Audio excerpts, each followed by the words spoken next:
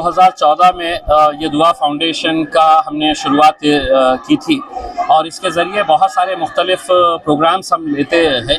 उसमें सबसे बड़ा प्रोग्राम जो है वो यही है कि हमारी बच्चियों को किस तरीके से हम खुद कफ़ील बनाएं, उनको इंडिपेंडेंट बनाएं। इस इरादे से बच्चियों के लिए है तो मुफ्त में मेहंदी क्लासेस चलाई जाती है, सीविंग और टेलरिंग क्लासेस चलाई जाते हैं। 3-3 महीने का बैच होता है और इसमें बच्चियों को टेलरिंग क्लासेस कंप्लीट करने के बाद एक सर्टिफिकेट के साथ एक मशीन भी उन्हें दी जाती है ताकि वो अपने घर पे जाकर अपने एक रोज़ी रोटी का ज़रिया अपना ख़ुद का इंडिपेंडेंट तौर के ऊपर वो तैयार कर सके, क्योंकि यहाँ पर हम उन्हें हुनर सिखा रहे हैं।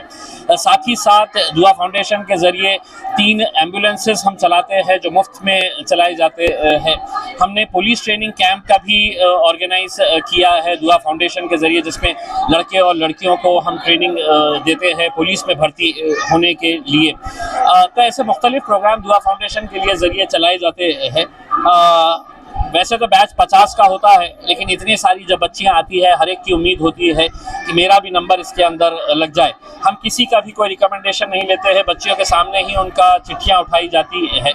तो इस बार ज़रा ज़्यादा तादाद के अंदर थे तो हमने 50 की जगह 90 बच्चियों का हमने सिलेक्शन इस बार किया है।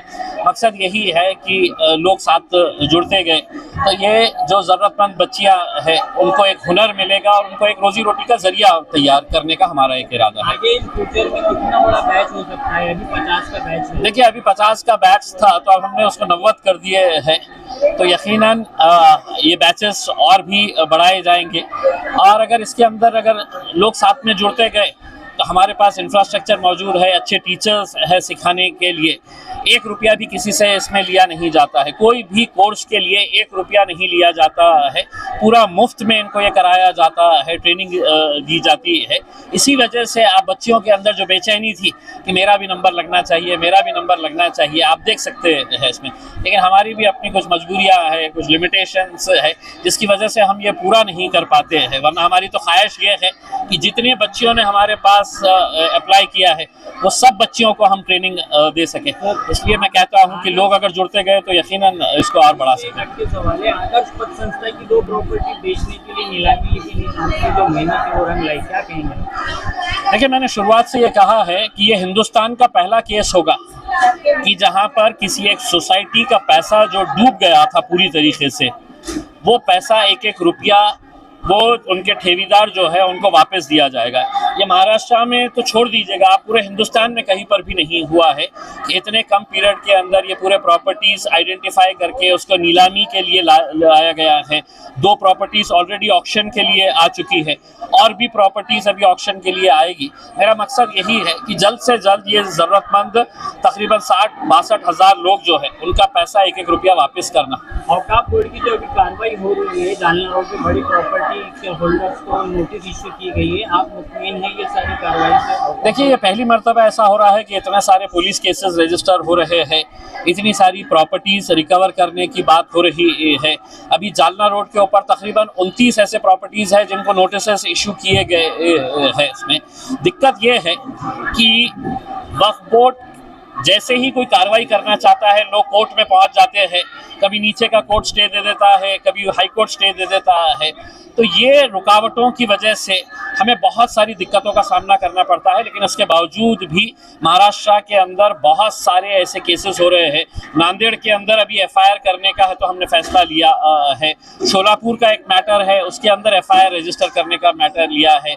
ऊना की जो तकरीबन 40 एकड़ ज़मीन है उसके ताल्लुक से ये फैसला लिया गया है कि पुलिस कमिश्नर से जाके मिलेंगे, म्यूनसिपल कमिश्नर से जाके मिलेंगे, यहाँ की कुछ प्रॉपर्टी सीज करना है।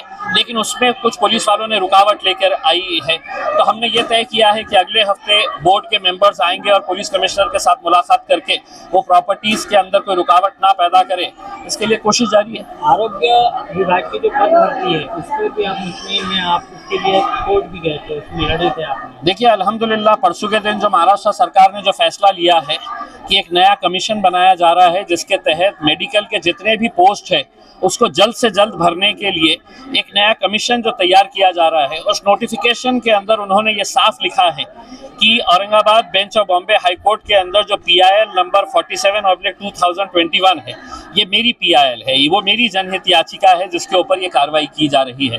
तो यकीनन मैं मेहनत कर रहा हूँ, कोर्ट उसका बहुत अच्छे तरीके से दखल ले रहा है, तो मजबूरन सरकार को भी उसके ऊपर कुछ कार्रवाई करना पड़ रहा है। युवा फाउंडेशन की जानिब से एक सवाल है, क्या अतराफ शहर के अलावा भी इसे कुछ ब्रांचेस खोलने का इरादा है? मेरी तो ख्वाहिश है कि हर तालुके के अंदर खुलना चाहिए करके उसमें, लेकिन देखिए ये कोई सरकारी स्कीम नहीं है। हमारी जितनी इस्तिताअत है, हम जितना कर सकते हैं वो उतना करने की कोशिश कर रहे हैं। यकीनन अगर असर रसूख वाले लोग, अगर पैसे वाले लोग अगर इसके साथ जुड़ते हैं तो एक अच्छा काम, क्योंकि ये वन टाइम नहीं है कि आपने किसी को पैसा दिया उसने कैसा खर्चा किया, आप उनको एक हुनर के साथ उनको खुद पैरों पे खड़े रहने का एक जरिया दे रहे हैं। तो मेरी तो ख्वाहिश ये है कि लोगों के ज़कात का जो फंड है वो ज़कात का फंड इसके अंदर अगर शामिल होता है तो बहुत सारे ऐसी और ज़रूरतमंद बच्चियों की हम मदद कर सकते हैं। ऑफर दिया था, इस पर आप क्या करें? मैं जहाँ हूँ वहाँ पे बहुत अच्छा हूँ मैं।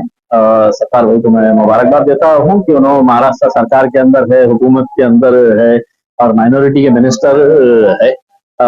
मैं सरकार में आके क्या करूंगा? आपके हाथ में तो इतना अच्छा पावर आ गया है कि अब आप कौम की और माइनॉरिटीज की अच्छी खासी खिदमत कर सकते हैं। मैं जहाँ पे हूँ अल्हम्दुलिल्लाह बहुत अच्छा हूँ, बहुत खुश हूँ वहाँ पर, तो मेरा कहीं जाने का इरादा नहीं है।